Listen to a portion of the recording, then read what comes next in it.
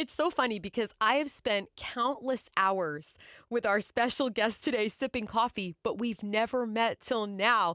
Author Amy Clipston is here, one of my absolute favorites. Welcome to Spirit 1053. Thank you for what you do. I think I've read almost all of your books. Oh my goodness, I'm so honored. Thank you very much. Well, it's so fun to hear your voice because I feel like I've heard it in print for so long. When did you know in your heart that you were a writer? I knew when I was like 8. Well, it's kind of funny because I used to carry around notebooks in elementary school and write silly stories, Yeah. and it was just a hobby. And then in junior high and high school, feel free to laugh, it turned into fan fiction. And then after college, I started writing again, and I accidentally found a local chapter of Romance Writers of America. Yeah. And I went to a meeting and I thought, hey, maybe this hobby could be something else. So I really didn't consider myself a writer until after college, even though it was always like embedded in my DNA. That's so awesome. It's like a journey for you, isn't it? Yes, it is. So, what's your favorite book that you've written so far and why? My favorite book is my latest contemporary, Something Old, Something New. Loved it. And oh gosh, thank you. I just poured so much of my heart into that book. In the book, Christine runs an antique store, and she always felt inferior to her fraternal twin, who was the popular and beautiful one. Yep. And I think I just poured all of my insecurities into her. Like when I was in high school, I was not one of the cool kids. I never thought I was good enough. And so there's so much of me in there. And Brent, the hero, was a football star and homecoming king. And since high school, his life has just fallen apart. And he comes back to town to help his great aunt get her house ready to sell. And so he and Christine wind up working together. He's cleaning out his aunt's basement because she never threw anything away. And they're taking some of his aunt's stuff and putting it into the antique store, and they fall in love. But he doesn't think he can build a life with her because his life is in shambles. She doesn't think she's good enough. I just love those two characters. And so Yes. that is absolutely my all-time favorite. Well, yeah, the aunt was my favorite character in that story, but I was also picking up some Sweet Valley Twins vibes. Do you remember that series? Oh my gosh, I loved it. Yes, that's so funny.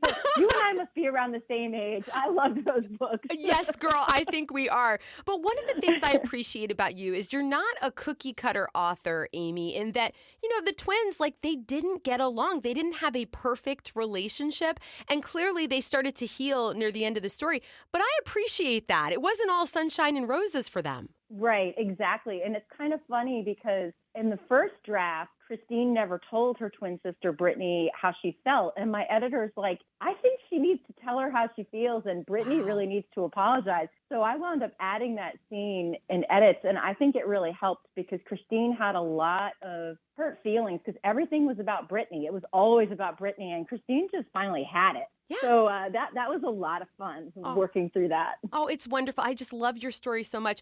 So, okay, when inspiration strikes, and I do a radio show, so that might happen for me in the grocery store. I'm at a red light and I'm opening up a note on my iPhone. What do you do as an author when inspo strikes? Well, it's funny where it strikes because lately it's been in strange places. Like I come up with ideas in really weird places. Like, for example, for Something Old, Something New, my husband and I were at a car show in this small town, and I looked down this main street and saw these antique stores, and I was like, I need to write a book about a woman who owns an antique store. And sometimes I can write it down, but Tuesday I was driving home from the office because we're in the office 2 days a week now.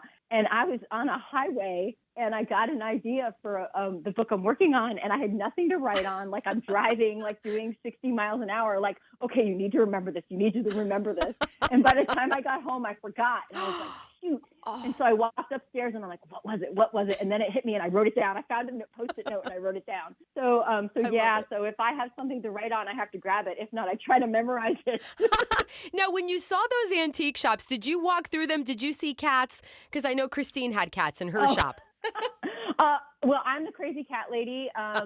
We had 6 cats. Then we lost 2 in the past few months. We are adopting a new one on Monday. We're going to be back up to 5. But somebody said, you're such the crazy cat lady. You need to put cats in books. So I decided all of my contemporary books will have at least one cat. So Oh, that's where the cats came from. I am digging that. I really like that. I feel like the cat or the dog is the heartbeat of the house or the shop, whatever you prefer. Absolutely. As a matter of fact, my husband does auto body collision repair for a living. They had a cat that adopted them and they named him and brought him food. Unfortunately, he wound up getting hit by a car, but Oh. his name was Smokey and he is in the book that I'm writing now. I'm like, this is in honor of Smokey. I So can't wait. absolutely. I can't wait to meet Smokey. So you already talked about you do write yourself into your stories, Amy. You said you wrote your insecurities into Christine. How about other people who you love in your life? Do you have friends that text you and go, "Wait a minute, I saw myself in Brittany or one of the other, the aunt or the mom." What do you think? It's really funny, and this is so mushy, but my heroes always have some of my husband's qualities. I know that's so mushy. Like It's they're beautiful. humble, they're thoughtful, they're giving, they're self-sacrificing, supportive. But the only time that ever happened to me where somebody said, "Hey, that's me," it was my son. Years ago, I was working on a young adult series, and I had a younger brother who loved Star Wars. And at that Oh. time, my older son was into Star Wars, and I think he read like, I don't know, one chapter, and he's like, "Wait a minute, is Logan me?" I'm like, "Yeah, that's you," because he had like a Star Wars poster and all Yes. that. I So love yeah. that. That's so fantastic. Okay, so I found you, Amy, originally years ago. I think I was living in Virginia at the time because I fell in love with Amish stories. So I want to talk about Amish life if that's okay with you. I mean, my favorite Oh, things like absolutely. the kitchen, the cookies, the baking, their routines. I just feel like it's a thread of peace doing the chores throughout their day and the cooking and all of that. So what do you love about the Amish? Absolutely. What you just said was peace. I love their culture. I love how they focus on family and faith, and Yes. everything is back to, I don't know, Laura Ingalls Wilder days, where Yes. everything was sort of, well, I don't want to say simple because my Amish friend lives on a dairy farm and there is always something to do. There's always work. But when I visit her or even when I talk to her on the phone, I actually feel more peaceful and Wow. I want to be a better person. And she is just so thankful for everything. And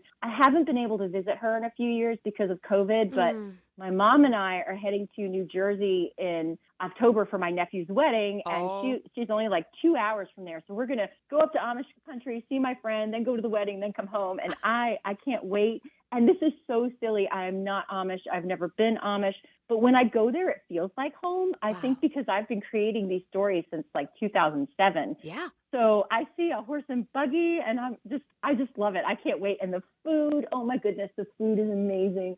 So yes, I love everything about the Amish culture. Okay, so the cookies you write about, they're as good as they sound in your books. Oh my goodness. And whoopie pies are the Oh, greatest. I remember one time my mom and I ate them the whole way home when we were driving home.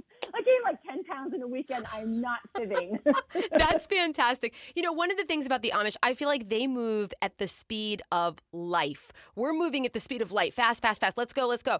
And I always feel a little more peaceful when I read stories set in Amish country, especially yours. Exactly. I think it's an escape because there's Yes. no email, no phones ringing, no television blaring in the background. It's just living in the moment, enjoying life, and you're paying attention to your family and just being in the moment, I think. It is, and it's their faith too, because listen, they just get it. Everything they do is built on the foundation of their faith. So I'm curious, Amy, how does your faith, which I know is deep, it runs through all of your books, how does it impact your writing? I think it's always there as an undercurrent because I'm sure you've noticed that my contemporary books are not overt with faith, but it's always there. It's always shown in the relationships, how people interact with their families and love their families, how they work to repair fractured relationships Yes. and deal with hardships. And if you know my story, you know my husband has been through 2 kidney transplants, and I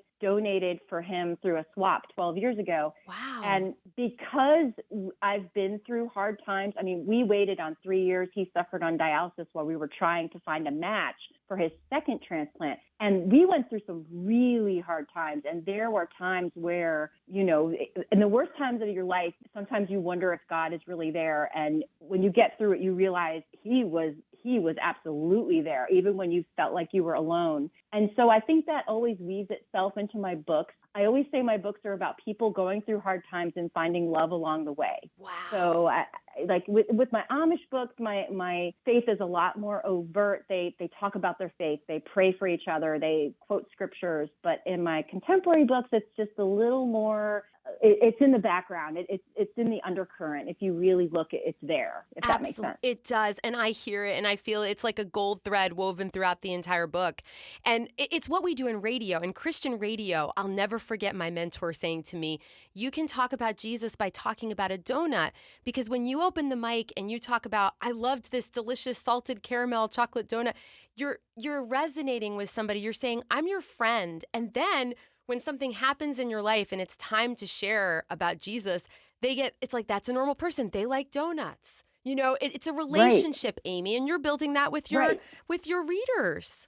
Absolutely. And I love when they reach out to me. I feel so honored that somebody takes the time. And I feel like God is working through me when people reach out and say, you know, I was having a really hard time and I remembered, you know, I found my faith again, or I remembered my faith while I was reading your book. And I feel that's God working through me. Like, thank you, God, for using me that way. Wow, that is so cool. And I have to say, you are wonderful on Instagram. You're so approachable. You share your life, and it's fun to see your cats and your mom and your family.